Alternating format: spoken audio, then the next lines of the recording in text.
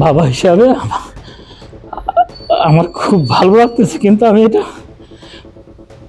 কাউকে বলতে বোঝাইতে পারতেছি না। আমি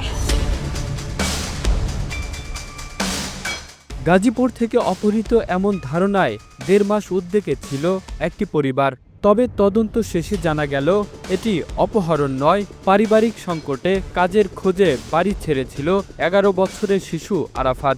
দীর্ঘ ১.৫ মাস পর গাজীপুর থেকে নিখোঁজ হওয়া শিশু আরাফাতকে মানিকগঞ্জে উদ্ধার করেছে পুলিশ। বাচ্চারা আসলে খুব আবেগপ্রবণ, তো বাচ্চাদের দিকে খেয়াল রাখবেন, ওদের বুঝাবেন।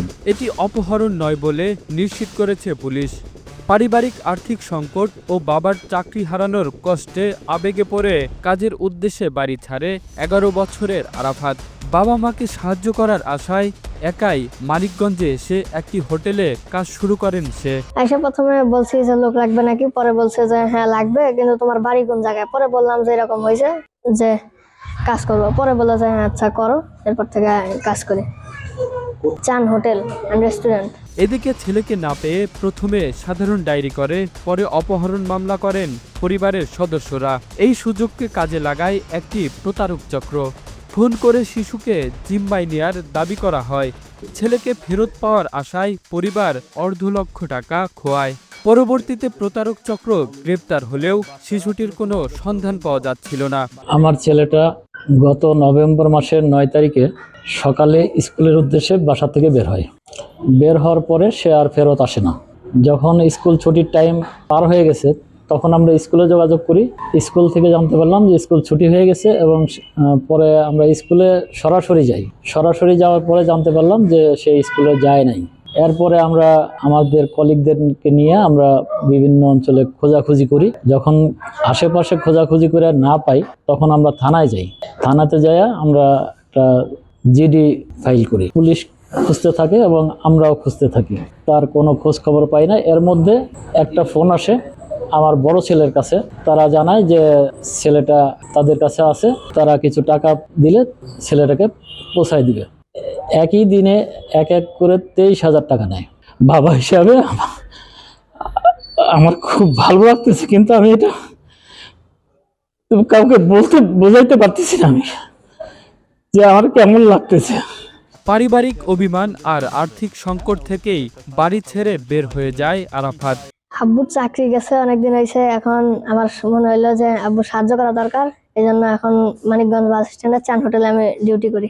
প্রথমে আসছি, পরে জিজ্ঞেস করছি আপনাদের এখানে লোক লাগবে কিনা, আমার একটা কাজের দরকার। পরে বলছে যে হ্যাঁ লাগবে, এরপর আমি কাজ করি। একটা পুলিশ পরে জিজ্ঞাসাবাদ করলো যে কোথা থেকে আসছি, নাম কি। পরে একটা ছবি তুললো, পরে ফেসবুকে ছাড়ছে।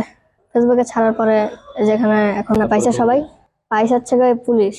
অবশেষে পুলিশের তৎপরতায় স্বস্তি ফেরে পরিবারে।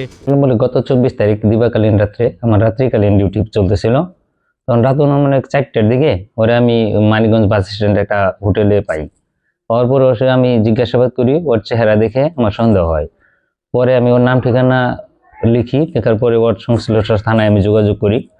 সেইখান থেকে পরে জানতে পারি যারা গাজীপুর কাশিমপুরে থাকে, ওইখানে একটা জিডি হয়েছে, পরবর্তীতে একটা অপহরণ মামলা হয়েছে। পরবর্তীতে এখানকার পুলিশের সাথে যোগাযোগ করে ওকে আমি উদ্ধার করে তোমার থানায় নিয়ে আসি। থানায় নিয়ে এসে এখন আইনগতভাবে প্রক্রিয়া, আইনগতভাবে ওর অভিভাবকের নিকট প্লাস তদন্তকারী কর্মকর্তার নিকট আমরা হস্তান্তর করতেছি। মাস পরে পাওয়ার পরে অভিভাবকরা খুবই আবেগ আপ্লুত ছিল। আমার কাছে ওর বাবা মা সহ ভাই সবাই কান্না করছে।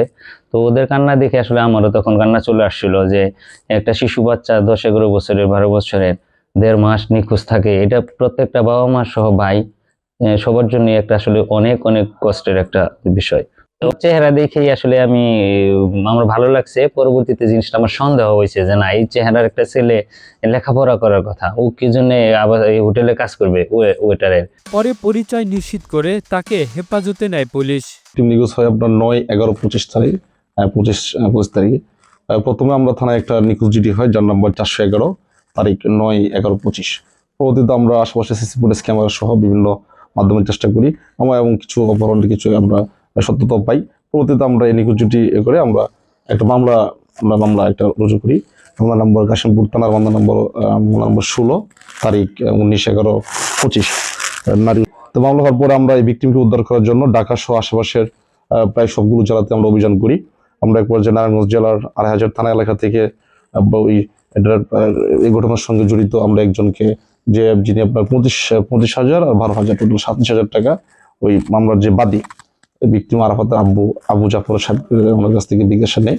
তো ওনার এই এলিগেশন ওনাকে আমরা প্রথম সহায়তায় আমরা ওইখান থেকে অ্যারেস্ট করি। আমরা এক পর্যায়ে ভিকটিমকে অনেক কষ্ট করে আজকে আমরা এখানে পেয়েছি। ধন্যবাদ মানিকগঞ্জ জেলা পুলিশের, মানিকগঞ্জ থানা পুলিশের, বিশেষ করে এসআই কামরুল ভাইকে অনেক ধন্যবাদ। শিশুটি অপহরণ হয়নি, পারিবারিক অভিমান ও আর্থিক সংকটে সে নিজেই বাড়ি ছাড়ে। মানবিকভাবে তাকে উদ্ধার করা হয়েছে। বাচ্চাটা যতটুকু বুঝলাম যে পারিবারিকভাবে তাদের অভিভাবকদের সাথে হয়তো মনোক্ষুণ্ণ হয়ে কোনো কারণে বিক্ষুব্ধ হয়েছে চলে আসছে এবং এখানে এসে একটা হোটেল বয় হিসেবে কাজ করতেছিল। যাই হোক, আমাদের সাব ইন্সপেক্টর কামাল এরা নিয়মিত ডিউটির পাশাপাশি সামাজিক বিভিন্ন বিষয়ে তারা খোঁজখবর রাখে। ওদের দৃষ্টিতে যখন এই বাচ্চাটাকে দেখছে, ওরা দেখেই মনে হয়েছে যে এখানে কোনো একটু সমস্যা আছে। তখন কৌশলে বাচ্চাটির কাছ থেকে খুব আদর দিয়ে, ভালোবাসা দিয়ে সবকিছু জানার পরে বোঝা গেল যে সে পরিবারের উপরে বিক্ষুব্ধ হয়ে রাগ করে এখানে চলে আসছে এবং লুকিয়ে আছে। তো যাই হোক, পরবর্তীতে বাচ্চাটাকে উদ্ধার করার পরে জানা গেল যে এ বিষয়ে গাজীপুরে মামলা আছে এবং গাজীপুর পুলিশ খুব অনেক চেষ্টা করতেছে বাচ্চাটাকে উদ্ধার করার জন্য, কিন্তু তারা পায় নাই। বাচ্চাটা এখানে এসে হোটেলে কাজ করতেছিল। তো আসলে এখনকার সমাজের বাচ্চারা অনেক বেশি আবেগপ্রবণ। তো এখানে অভিভাবকদের প্রতি আমরা বলবো যে নিজ নিজ বাচ্চাদেরকে সময় দিন, তাদের সমস্যা কোথায় এটা আপনারা দেখুন, তাদের বুঝান, তাদের প্রতি আদর, যত্ন, ভালোবাসা দিয়ে আগলে রাখেন। তা না হলে হয়তো দেখা যাবে যে আপনাদের বাচ্চারাও বিক্ষুব্ধ হয়ে এভাবে চলে যাবে। পারিবারিক সংকট আর আবেগের বশে বাড়ি ছেড়ে যাওয়া একটি শিশুর গল্প শেষ হলো স্বস্তির খবরে। পুলিশ বলছে, এমন ঘটনায় পরিবার ও সমাজ দুই পক্ষেরই আরও সচেতন হওয়া জরুরি। Kamrul Islam, Asian television.